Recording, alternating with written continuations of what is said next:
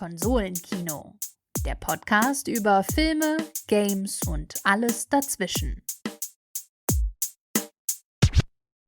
Good morning, liebe Konsolenkino-Freunde. Herzlich willkommen zurück zu Konsolenkino, dem Podcast über Videospiele, Filme und insbesondere alles dazwischen. Mein Name ist Max und mit mir dabei ist natürlich wie immer Markus. Servus Markus. Hallo Max, ich habe dich zum ersten Mal in unserer 20-jährigen Konsolenkino-Historie nicht unterbrochen bei deiner Anmod, obwohl ich sehr lustig fand, dass dein Good eher saarländisch als englisch klang. Aber englisch ist ja der Stichpunkt dieser Folge. Okay. Oder?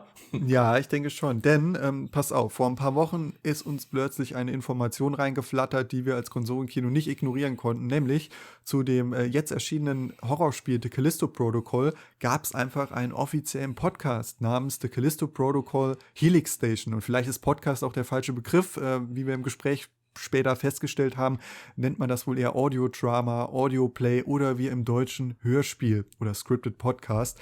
Und dieser Helix Station Podcast ist eine 6-teilige offizielle Vorgeschichte zu The Callisto Protocol. Und wir hatten die ganz besondere Freude, in unserem ersten englischsprachigen Podcast mit den Showrunnern, Producern, Directors von dem Podcast zu sprechen, die beiden heißen Jake Emanuel und Willie Block. Wir haben praktisch über eine Schalte von Los Angeles über New York bis nach Deutschland den Talk geführt und über alles Mögliche gesprochen, Markus. Was ist dir denn besonders in Erinnerung geblieben, was die zwei zur Podcast-Produktion erzählt haben? Ist ja schon noch was Außergewöhnliches. Mir ist in Erinnerung geblieben, dass einfach 4 Weltstädte vertreten waren. Also LA, New York, Saarbrücken und Stuttgart. Beziehungsweise Göppingen. Also das war schon einfach crazy international Business, was wir hier gefahren haben. Nee, es war ein richtig geiler Talk, muss ich sagen. Ich bin selber ein sehr großer Freund von Hörspielen. Ich habe auch auf den einschlägigen Podcast- und Musik-Radio-Plattformen schon wirklich verschiedene Sachen gehört. Also auch sehr, sehr große Produktionen, so Adaptionen beispielsweise von Kai Meier Romantrilogien wie der Merle-Trilogie oder der Wellenläufer-Trilogie, aber auch Hellboy-Hörspiele, die ich alle extrem gut produziert fand. Und natürlich, also weil ich so ein bisschen Vorwissen habe, was da alles möglich ist, hatte ich natürlich auch schon ein bisschen Erwartungen an dieses 6-teilige Audio-Drama von den 2 Jungs. Und ich muss sagen, ich wurde wirklich nicht enttäuscht. Also ich habe mir mittlerweile alle 6 Folgen angehört und es ist wirklich grandios. Es fühlt sich an oder eher es hört sich an, als hätte man diese Ekel, Grusel, Horror, Brutalo-Stimmung eines das Ding aus einer anderen Welt einfach in ein anderes Medium, eben in ein Hörspiel hinein transportiert und also vom Sounddesign, von der Musik, vom Storytelling her, von den Voice Actors, die übrigens sehr prominent sind, unter anderem Gwendoline Christie und Michael Ironside, ist das alles auf einem extrem hohen Niveau. Es macht super viel Spaß, das zu hören. Und auch wenn man jetzt nicht so krass im englischsprachigen Podcast-Zirkus, sage ich jetzt mal, unterwegs ist, würde ich trotzdem sagen, hört's euch mal an. Man kommt eigentlich gut rein, auch wenn Michael Ironside ich sage jetzt mal, intradiegetisch bedingt, also im Hörspiel bedingt eine Soundeigenheit hat, die es vielleicht nicht so ganz einfach macht, ihn zu verstehen. Man hat sich vielleicht so ein bisschen dann an das berühmt-berüchtigte Listening Comprehension aus Schulzeiten erinnert gefühlt. Aber ganz so schlimm wird's nicht, denn es ist wirklich sehr, sehr gut verständlich. Ich hoffe, ihr versteht auch uns gut in unserer englischsprachigen Premieren-Podcast-Folge. Aber zumindest hat's Jake und Willi ganz gut getaugt, wie wir die Fragen auf Englisch gestellt haben. Genau. Zumindest das wissen wir. Das wissen wir und der 6-teilige Podcast könnt ihr auf verschiedenen Plattformen auch schon abrufen, genau wie das Spiel, das ja auch schon erschienen ist. Das könnt ihr zwar nicht über die Podcast-Plattform abrufen, aber ihr wisst, was ich meine. Und für alle, die jetzt den englischen Talk sich nicht in Gänze anhören möchten oder nur partiell mal reinhören, über was wir gesprochen haben, hat Markus auch schon angerissen. Wie kommt man an solche Schauspieler für so eine Produktion? Wie sind die Produktionsbedingungen im Vergleich vielleicht zu Hollywood-Filmen, wenn man so ein doch sehr prominent besetzten Podcast macht. Wir haben drüber gesprochen, wie kommt man eigentlich mit so einem Spielestudio zusammen und sagen dann, ja, macht mal einen Podcast zu unserem Spiel. Das ist immer noch außergewöhnlich, finde ich. Es gibt auch zum Beispiel bei der Halo-Reihe Beispiele, in denen das schon als Marketing vor der Spieleveröffentlichung gemacht wurde. Aber mit solchem großem Aufwand ist das immer noch was alle Jahre, das ist vielleicht jetzt auch übertrieben, aber alle Jubeljahre. Alle Jubel nicht oft vorkommt, zumindest in meinem Hörverständnis. Ihr könnt uns gerne zukommen lassen, wo ihr das schon mal entdeckt habt. Mittlerweile ist die transmediale Welt um Videospiele rum ja sehr, sehr vielfältig. Aber es war für uns ein ganz besonderes Hörerlebnis. Nicht nur Helix Station, der Podcast, sondern auch unser Gespräch mit Willie und mit Jake. Und da möchten wir euch jetzt gar nicht weiter auf die Folter spannen und geben einfach mal ab in den Talk. Viel Spaß! So, dear Konsolenkino audience, dear listeners, we're about to have a very special episode, a new episode of our podcast. It's a premiere for Max and for me because we're doing it completely in English.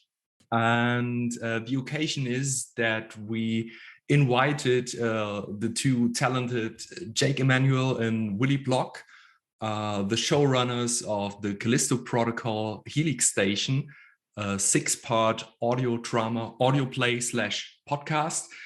Yeah, without further ado, hi Jake, hi Willie, how are you? Hi Marcus, hi Max. Hi, Thanks guys. so much for having us. We're doing great, and we have a lot of energy because it's 11 a.m. on a Saturday. Yeah. Well, in 2 Los p.m. Angeles. where I am, but yeah. Yeah, that's right. Willie's in New York. Oh, But okay. we're doing well. Yeah, I'm visiting my in-laws. And so having a conversation with you guys in Germany is a good way to avoid seeing his family right now. Terrific. Yeah. Great.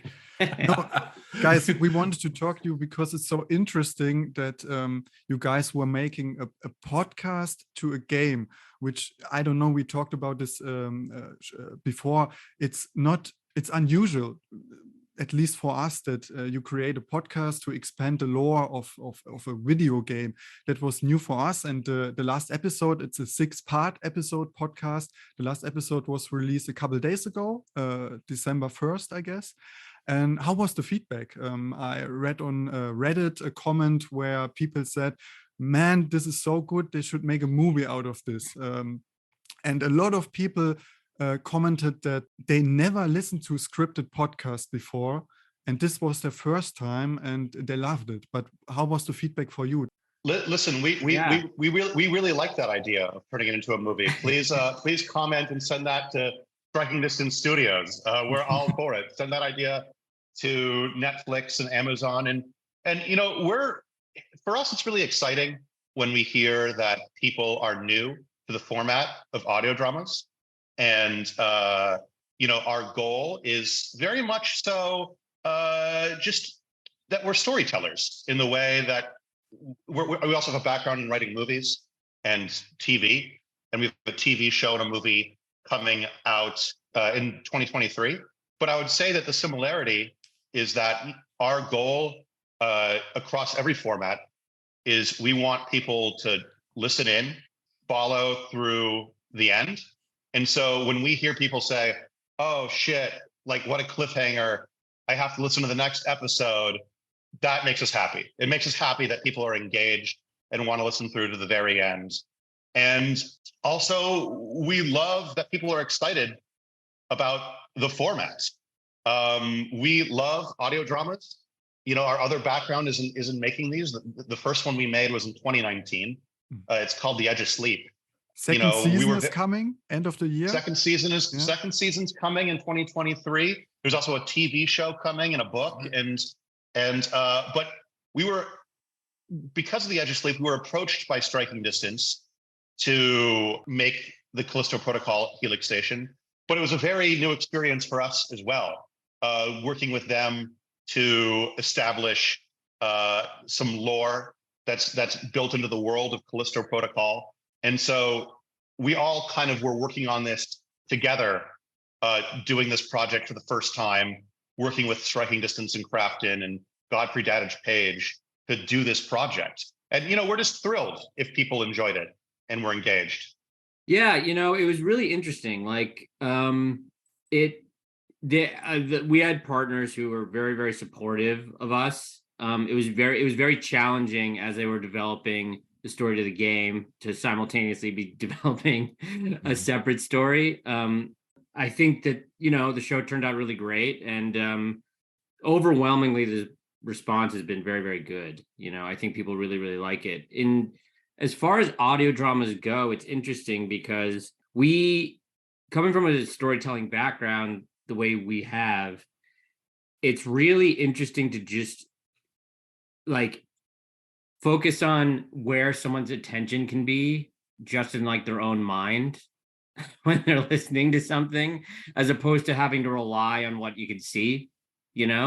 I feel like audio, unlike those other mediums, it has its own challenges, because if you have more than a few characters talking, it can get very confusing, and action is slightly more difficult. But at the same time, it can be far more expansive because the limits of someone's mind are, far more infinite than what you could produce physically. Mm-hmm. Yeah. That's what excites me about the medium anyway.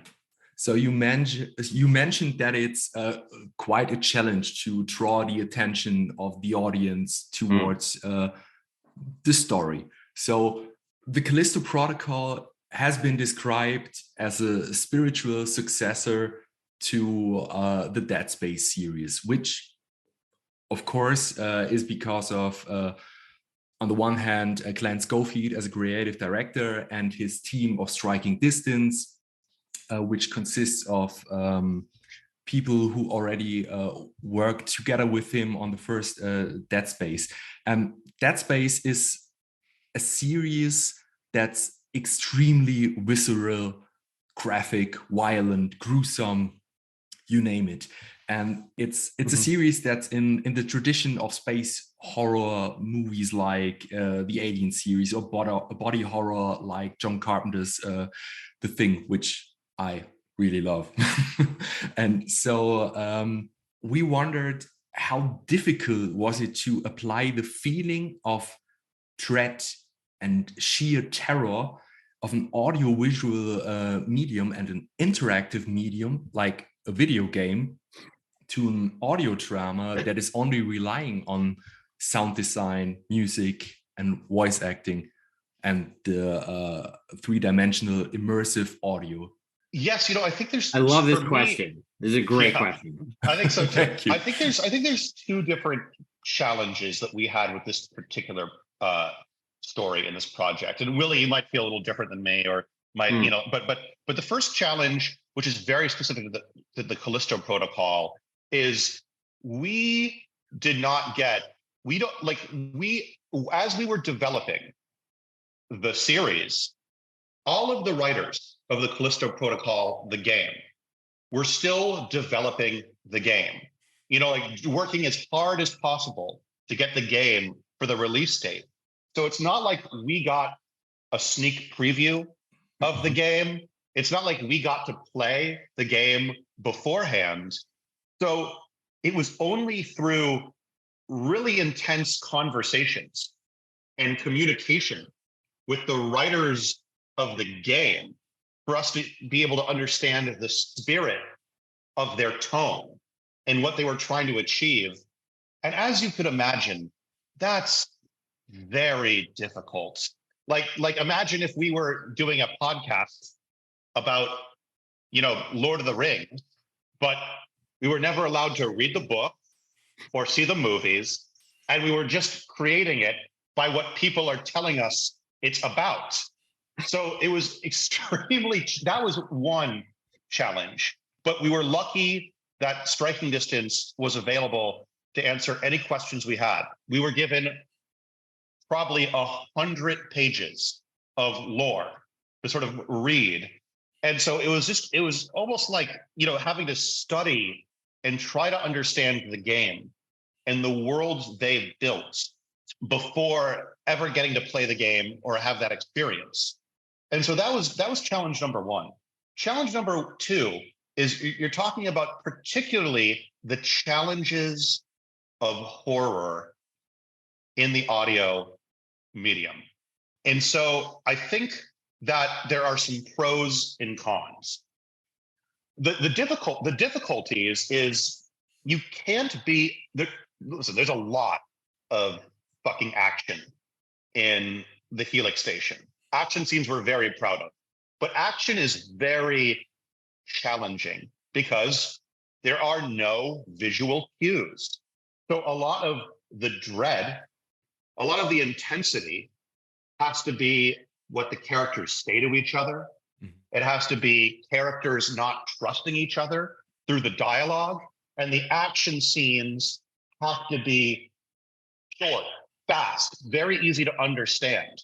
The pro, one of the things that you can play around with in audio is that, you know, listen, we grew up loving every horror movie under the sun, The Thing, Alien, all of those references you named, we loved. They were inspirations for the show. But there's something about not being able to see the gory details where it's almost like it gets to be even more disturbing in the audience's mind. And so, for example, in episode 4 of the Helix Station, we have a very violent amputation of a character's leg. Spoiler alerts. Now, I would sort of say that there's a way that if you saw that, it could almost be too gratuitous, but just hearing it, hearing the crunch of the bone, hearing the screaming, it's deeply upsetting, it's deeply disturbing, but you're still allowing it to live in the audience's mind. And so I think that is one of the advantages you can really take advantage of when you're doing an audio drama. And we always, when we create these stories with working with the other writers, we always think about what scenes could be even better in audio drama than they could be if it was a TV show or a movie. Right. And that's something that we always think about. Yeah, it's kind of like you really want to walk the audience up to the edge and like let them fill in the gaps themselves. You know, there's like in the end, that's the essence of horror. Right, exactly. And because your eyes can kind of betray the sense of tension you're building in your own mind, audio doesn't do that. It doesn't betray you in the same way. No, and to Jake's point about the amputation, there's another great, I forget if it's an amputation or like a surgery scene in the Akira Kurosawa movie Redbeard. I remember seeing that when I was like 16 and like being terrified of it because it's like you're just like on this girl's face the whole time and you're like, oh my God, what is actually happening? I don't even know what's happening, and freaking out. So it's all a question of like trying to find that like weird gray area where you want the audience to be kind of sure what is happening, but not completely. You mentioned amputation scenes, so it reminds me of this very iconic scene in Guillermo del Toro's Pan's Labyrinth when the doctor is about to cut off one of the limbs of one of the resistance members, and it's in the moment the seesaw is about to cut into the flesh, Del Toro and his cutter they cut away. So it still lingers in your mind, and you feel how the bones are crushing and what was about to happen. So I think that's that's a good example. Also, this which you mentioned about the Kurosawa movie. Yeah. You know, again, or just building off what Jake was saying, it's like the job of like the Foley artist is really to block out the basics of whatever the scene is in these audio dramas, but like not do it completely. It's a tough balance to weave. And then in terms of, as Jake said, like the rising like tension in all the scenes has to be either the drama between the characters, and like it also is this weird thing where between, you know, the sound design and characters, like either if you don't use a device like a tape recorder or like a narrator for lack of, or like a remembrance type narrator, it is very, very difficult to strike the balance between like over explaining and not through the dialogue exchanges. But no, it's all about, drama. So I guess audio drama is the preferred perfect fit. Yeah, is the perfect way to describe it. Yeah. Yeah, because I loved it that you are a podcast, but still you manage to tell stories without many words. Because what Jake said, I remembered the shipwrecking scene in episode 2, I guess, and that's exactly what you told Jake before, that you can manage to build up tension, and I was sweating. And I guess that's exactly what you guys intended in that scene. Yeah, it's great. We love sweat. We love tears. That's what we want when people listen. Tears not so much, but sweating. I was sweating. That's good. That's fine. Tears came later. We'll get tears next time. Another important point is so basically it goes without saying that the episodic structure of the audio drama is something completely different from the straightforward storytelling in the game itself. There's no side quests, there's no open world, it's just straightforward. Your 6-part series is episodic, so it's a different kind of storytelling. Can you describe what are the advantages, what are the disadvantages of serial storytelling? Great question. I think that when we're referring to audio dramas, I think the best comparison to make is the advantages and disadvantages of TV or movies. And for me, what I love about this medium is that for very little budget, if you have the right sound designer, if you have the right mixer, if you have the right Foley artist, for the same amount of money, you can have an incredible story that takes place in the depths of space. If you wanted to, you could have a story that takes place in the past, like during an ancient war in ancient Greece or ancient Rome. It's basically, sound is this great equalizer where the budget is not a constraint. At the same time, there are constraints about the audio drama form itself that Willie was talking about. For example, what we were talking about a little bit earlier is that you have to be very careful how many characters are talking at the same time in a scene. Because listen, let's say if you have five German men in a scene, the audience is going to be very confused about who's talking, who's who. So, but if you have a scene in an audio drama where you're in a car and it's a family road trip and it's mom, dad, brother, sister, the audience is going to be able to understand who's who, who's talking. And those are some of the things that we have to be very considerate about. Like we got to work with an actor we love, Michael Ironside, who played the character of Kane. Kane, in a shootout years ago in the story, has a voice box, and he has sort of like this robotic voice.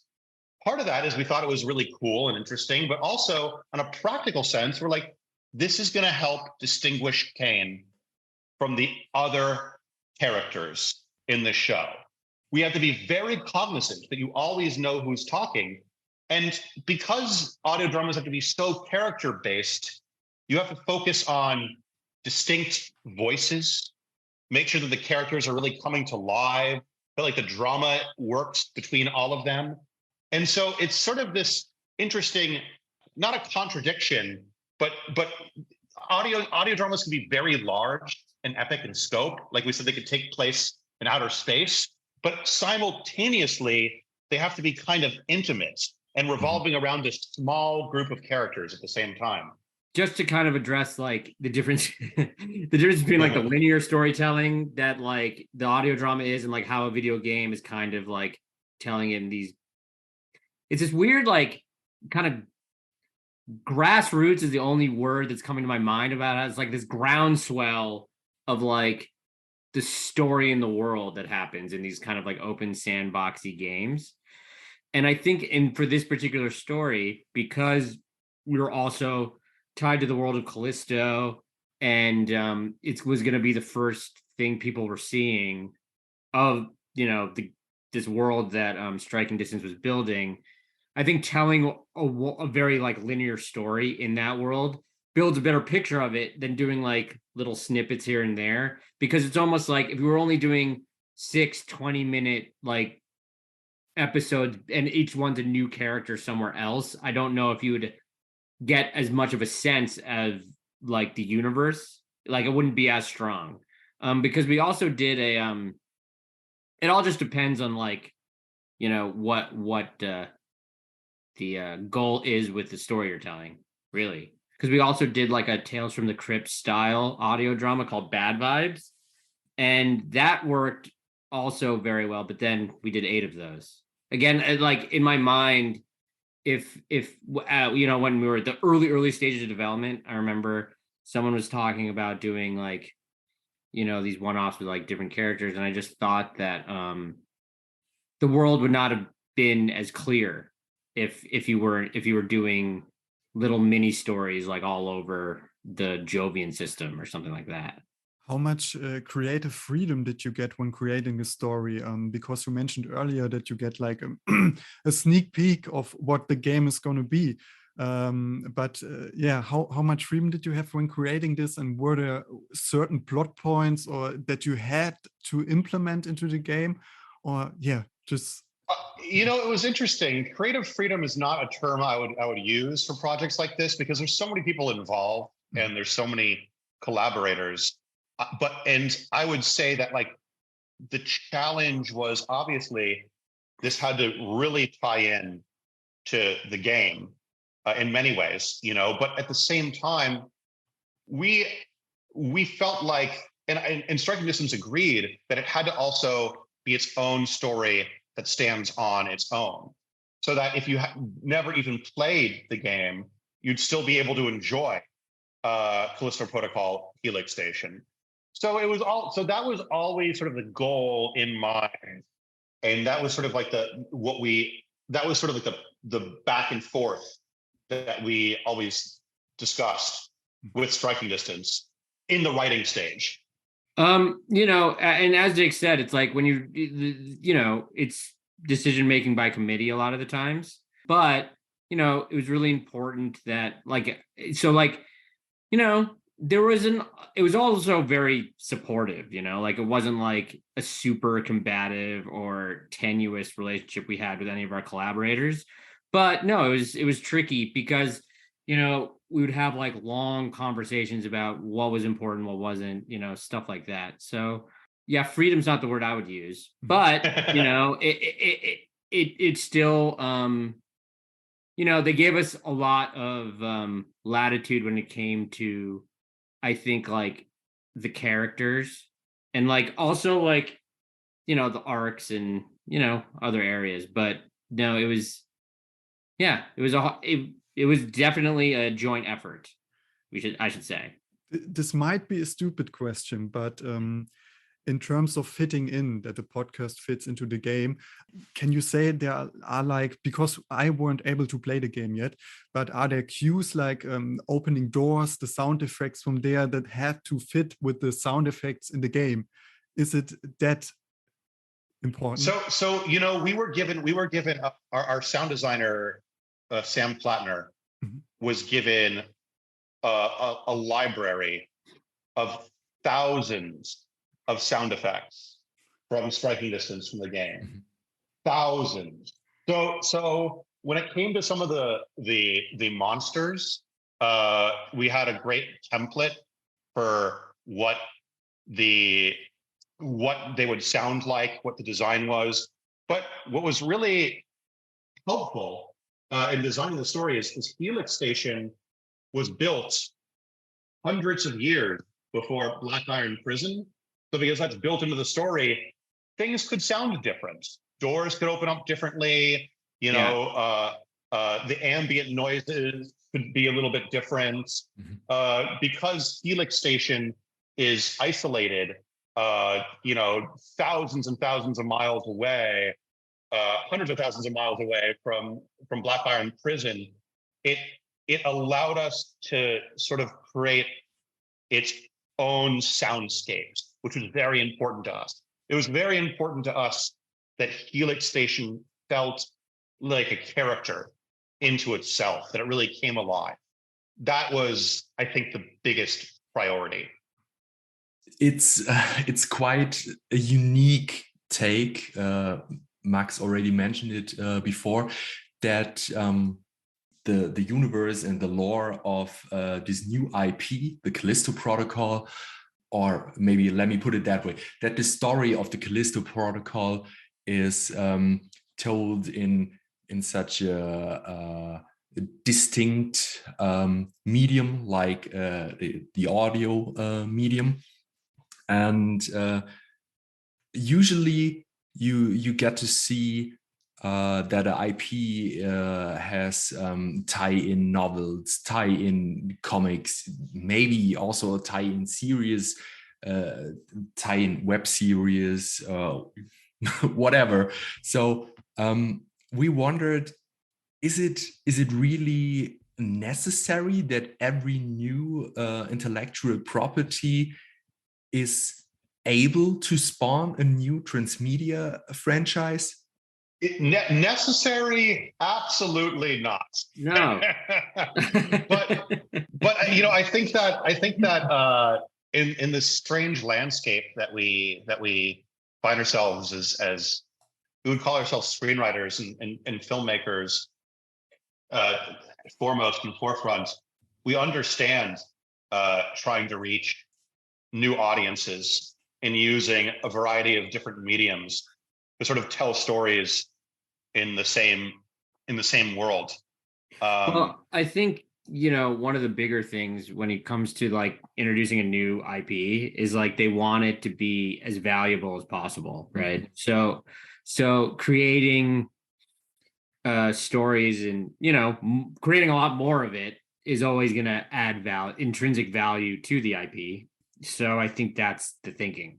But yeah, you know, I mean, it's just, you know, we live in LA. I mean, it's Star Wars. You know, I mean, and when you think about the Star Wars model, Star Wars is no longer a movie. Star Wars is books, comic books, TV series, everything. Video games, toys, everything. So we understand. It's been that way for a long time. We understand why there's so much emphasis on expanding intellectual property. And I would simply say that the answer is that, like, it's worth it if you have a cool story to tell, if you have a great story, if you have great characters, if you have something emotional that's interesting, that's unique. And if it sucks or if it's shit, I mean, then it doesn't really feel like it's worth doing. But if you feel like you have like an original great story to tell, then we do think there's value and understand expanding the IP. I think that honestly, it also all depends. I would say it also all depends on like what the IP is, right? Like, yeah, you know, I think with this one, it definitely helped. I thought it was great. First of all, I love doing it, and I also think that it made a lot of sense. But you know, if you're doing like, when they launched like that game like Life is Strange or whatever, it's like I don't know if you need to do anything other than the game, you know. But you know, but also, sorry to interject, but like I think that the way that certain IP can expand, what's exciting about it is that there's now no really one path or unique way.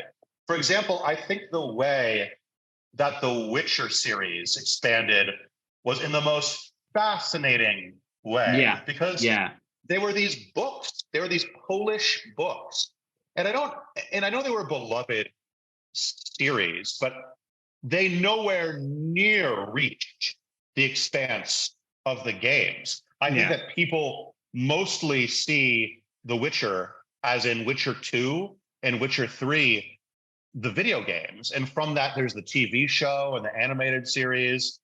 But then what happens is if people love the games and they love the TV show, then it makes the books the gigantic hit and sensation that it wasn't when it was originally published.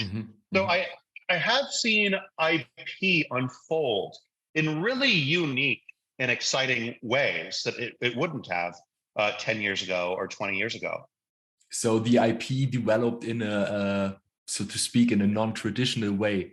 So what was first, the book or the video game, and then people see. I guess it's been sort of the same when Peter Jackson's Lord of the Rings trilogy was such a huge box office hit, because to me, I was how old have I been? I was 12 years old when the first movie hit theaters, and to me it was, oh my God, that is possible. Yeah. And then I tried to gain more information about it, and found out, oh my God, it's been written almost half a century ago. and then I read the books, and I fell in love with the books.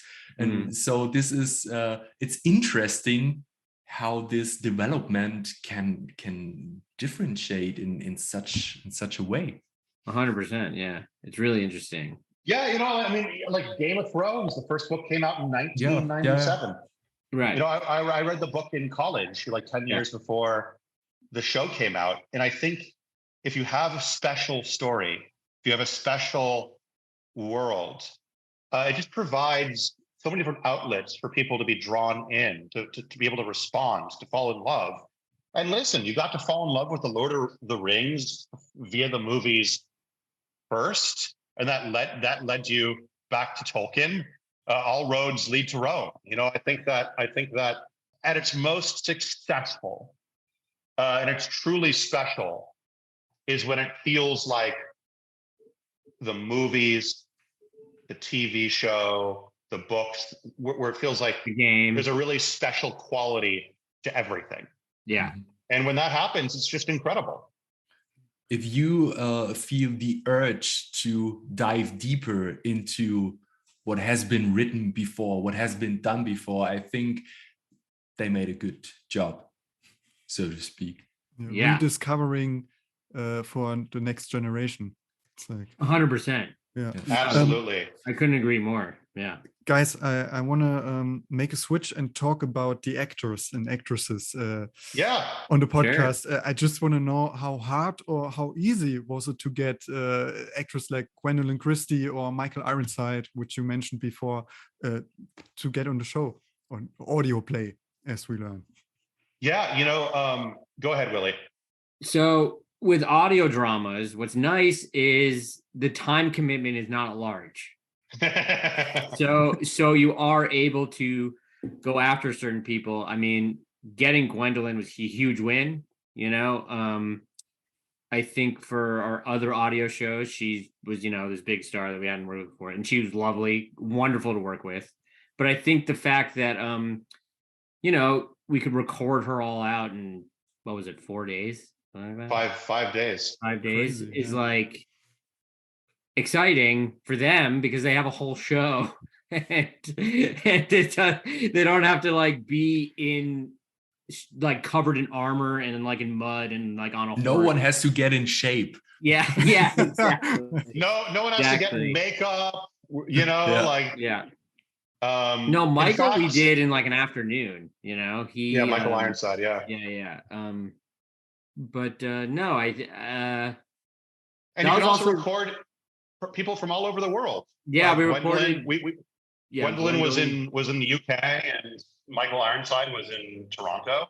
And I think Caitlin, the actress who played Juniper, was in New York. Yeah. So Everyone's everywhere. And then we also had to get Sam Witwer for a cameo, and I don't know where he was. Doesn't even matter to know where people are. No, don't even know. Okay, guys, final question. Are you gamers yourselves? And this is it? Only one more question we could go on for? Well, yeah. And I mean, it's late there, so, Jake. I have one. I have one after that.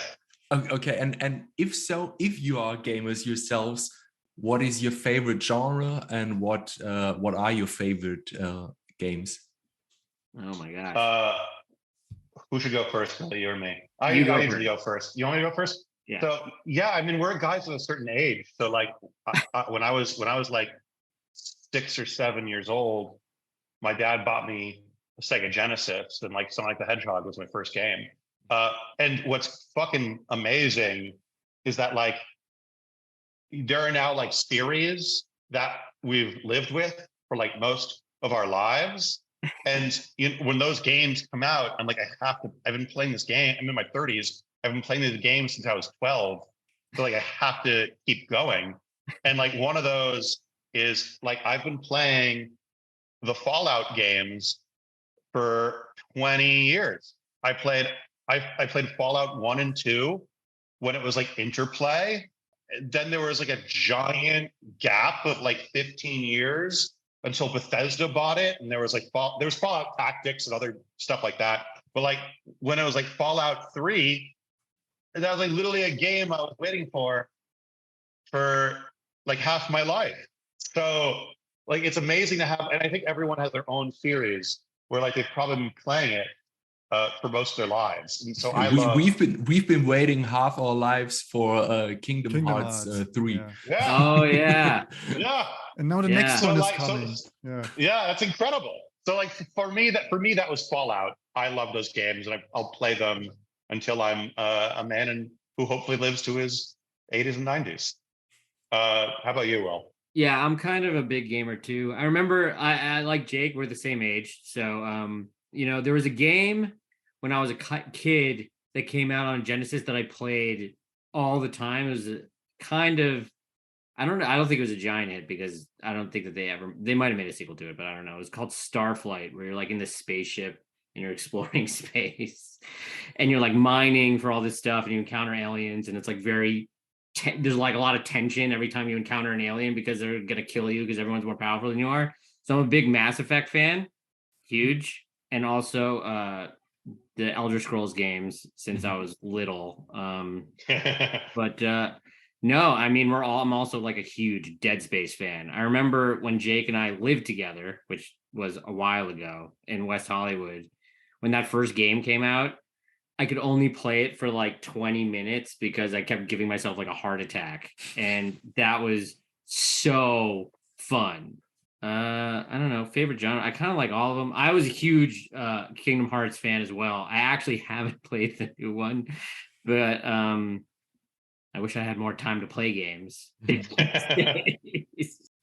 That's always the struggle. We need to have more time. Well, like Jake said, it's like, I on the plane here was playing, like getting all excited about like buying the new like Pokemon game, and it's like I never thought like, as a man in my like late 30s that I'd still be doing that, but I am. So I've lost the fascination a little bit, I must admit, but I played a lot of Pokemon, but not anymore. But guys, as Marcus said, I have a question too. I mean, sure. your experience. Is that the final one? I don't know. Maybe you got we can keep going. Up to you guys. It's your show. We're just guessing. Yeah. I mean, your experience in making podcasts and writing stuff for movies, series. But I guess there's always a thing that you take away from a certain production. And how was it with Helix Station? What did you take away? What did you learn from from making that show? That is a good question. I think. Yeah, go ahead, Will.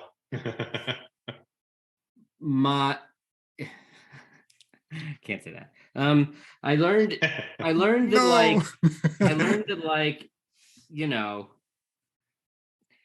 it's the same thing I learned on like our first movie and whatever it is. It's like, everyone's collaborating from the same place where they want it to be as good as possible, right? but I think you really need to stick to your guns and fight to make it as good as possible all the way until you release it.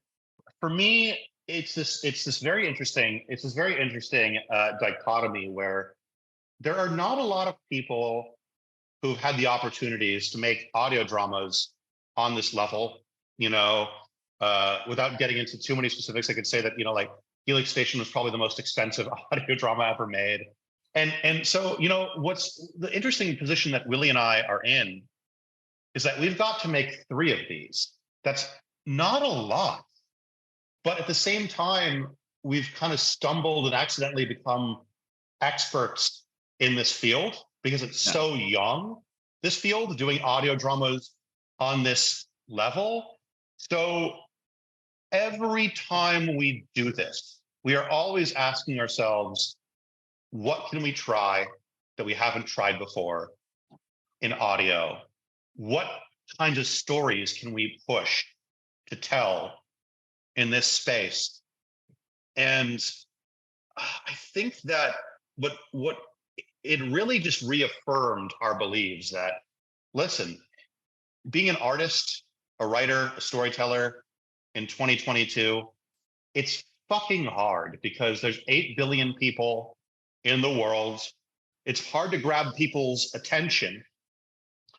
But in the audio drama space, we feel like it's so young, and there's so little people making these immersive experiences that you can truly be original. Mm-hmm. And when you have people saying, I've never heard something like this before, that is a rare reaction. Yeah. In the year 2022. And that is exciting for us. So we're excited, we can't get into the details, but we're doing another horror audio drama with Audible later this year, which is, Amazon next year. This year's over. Next year, almost. Yeah. With Amazon Music, with Audible. And we're just excited and feel lucky that we keep getting to play in this medium. Yeah.